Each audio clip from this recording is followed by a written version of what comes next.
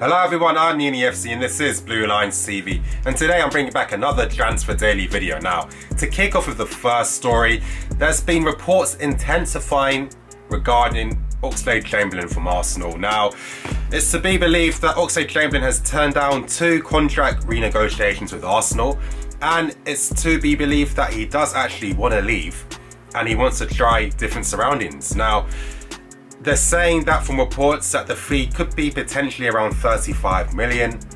Now, in regards to Alex Chamberlain, yes, the guy can play in a multitude of positions. Left wing back, right wing back, in midfield, and in the front 3 positions as well, if he had to. So he is very versatile. He is a homegrown player as well, and he's another English player too to add to the squad. And yes, it could make a lot of sense. I think that, you know, Alex Chamberlain is technically a good player.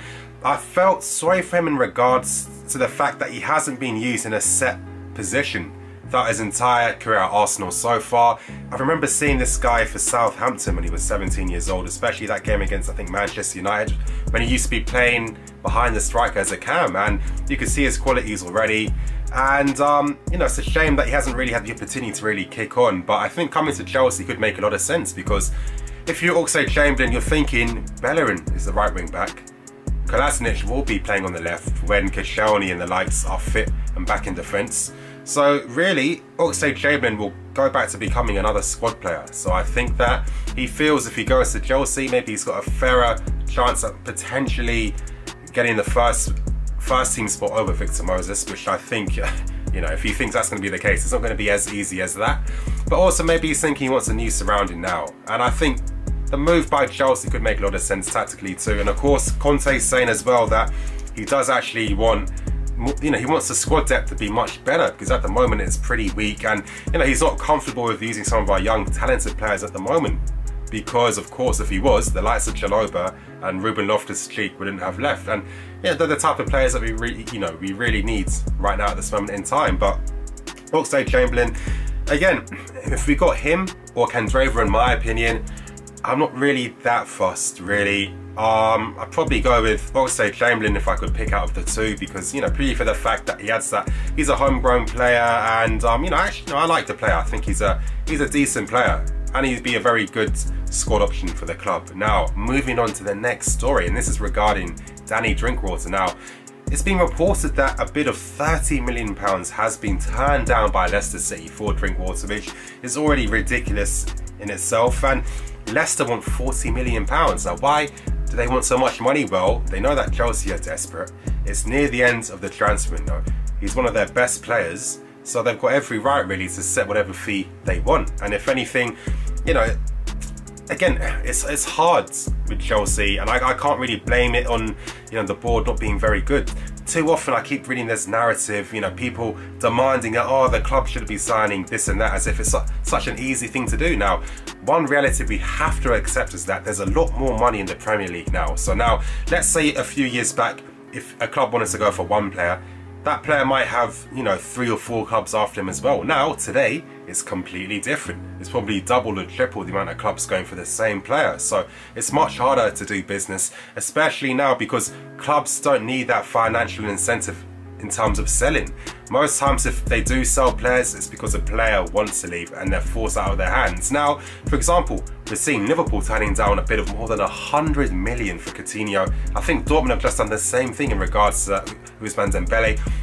If you can turn down 100 million, I think that just sums up the climate of football these days. So getting transfers is much harder, and really, if anything, it's all about securing business much early on. And Chelsea, we do have a history of doing this. For example, Rudiger, we've tried to sign him for 2 transfer windows now. We finally got him. That's why he came pretty early on. Bakayoko, you know, the club are trying to sign him in January.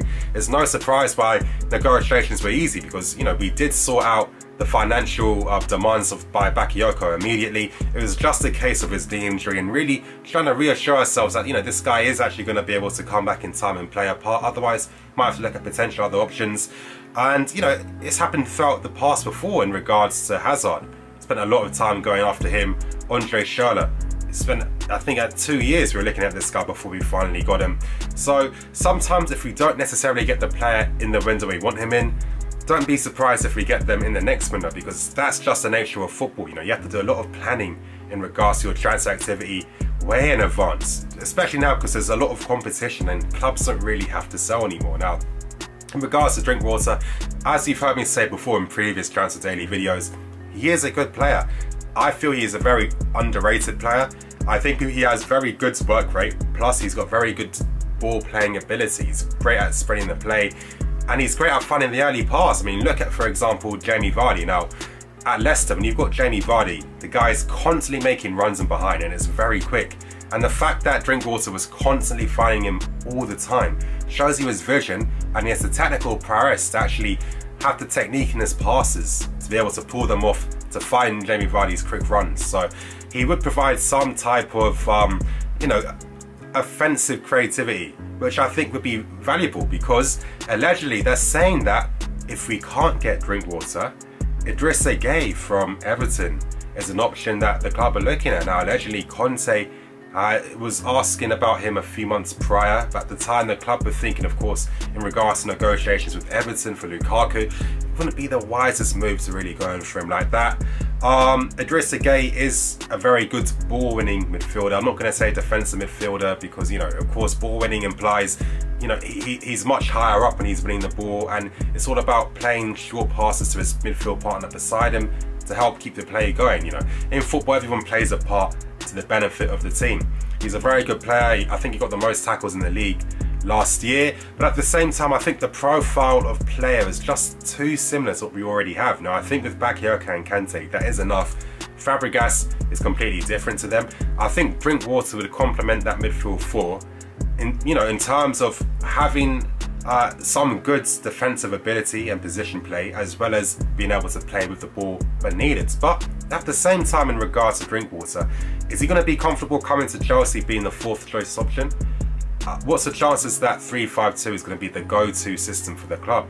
I have a feeling it's going to still be 3-4-3, especially because Pedro isn't fully fit and Hazard's not back yet. So I don't see Conte going to a 3-5-2, to be honest. And I think that if that is going to be the case, the fourth choice midfield option just isn't going to get much game time at all. So honestly, I really believe if we did move our efforts to an Alex Chamberlain, he's able to play a multitude of positions, that would make a lot of sense. But also I think as well, as I just said, because the fourth choice midfield option isn't going to play as much, I just think David Luiz makes a lot of sense, because again, we already have defenders. Let's say, for example, I mean, the worst case scenario to happen is that, you know, if two midfielders are out and we're forced to play with Luiz there for a few games, it's not the end of the world, because we're stacked in defence. You know, Christensen, Rudiger, Aspie, Cahill, that's more than enough. And it's, of course, there's scenarios in football sometimes where defenders can get injured and that can mess up your plans, but you know, it's something that doesn't happen much often. So to prepare for slight chances of, you know, the most ridiculous things happening, I don't think we necessarily have to do that and have to worry. I think we do have that there. I mean, we saw Luiz's performance against Spurs, a very intelligent performance. I think, you know, anytime you're using your fourth choice of any position in football, it's always like a last resort, in my opinion anyway. So if it is a last resort, I just think continuing Luiz makes more sense. You know, Christensen can deputise there, plus you have the other defenders there as well, and you know, it makes a lot of sense. And then if you're bringing in someone like an Alex Chamberlain, who's comfortable playing in a variety of positions, that's even more solidity across the whole team. So that makes a lot of sense. Now, moving on to the last bit of story today, I was going to talk about Belotti and Marquisio, but I didn't talk about that because there isn't really much to talk about, because there isn't really much of a story regarding either of those players. So maybe if there's more information coming out in the next few days, then you'll definitely come here first. But just to end this Transfer Daily video, it seems that Baba Ragman will be staying at the club because, of course, he needs to recover from his injury. Now, Schalke are saying that they'd like to come back in for him in January, but what I'm hoping is, let's say he potentially recovered around October time. Like I said, this guy would really complement the team and complement fighting for a position as a left wing back, because I think with Baba, you have to realise when he came to Chelsea, the guy was 20 years old and he's playing in a Mourinho system where we know Mourinho doesn't really like his fullbacks getting forward that much. That's why Aspie used to play on the left over Cole and Felipe Luis, because, you know, Mourinho just preferred that defensive solidity and the fact that he'd stay close to the, you know, with the back four. I think if Baba came now, I think his attributes would suit playing as a wing back a lot more. Fantastic pace, fantastic crossing, good dribbling ability, decent defensive ability, and of course playing in our system defensively, he's going to get support from the defender behind him. So he's not necessarily going to get isolated, and in a way he can focus more on his attacking qualities for the team. So that could potentially just free a lot of problems up, because I just think, you know, we don't always necessarily have to look to the transfer market. When I personally feel we already had players in the team already capable of deputizing when needed. And it's just a shame that we could potentially be overspending for players who really aren't of their sufficient quality, when we could have just given more faith to some of the loan players that we let go. I mean, looking at Ruben Loftus-Cheek, for example, some of his performances at Crystal Palace at the moment, and a few others, I'm not going to talk about that. That's going to be for a future video. But anyway, you guys, thank you for watching today's Transfer Daily video. Please like, comment and subscribe. Follow me on Twitter, that's @NiniFC, and follow the Snapchat account. In regards to, actually no, I can't say that. In regards to the Snapchat account, I might be making a new one. So there's going to be information later on when I've created one. But anyway, you guys, thank you for watching today's video. I'm NiniFC. This is Blue Lions TV, signing out.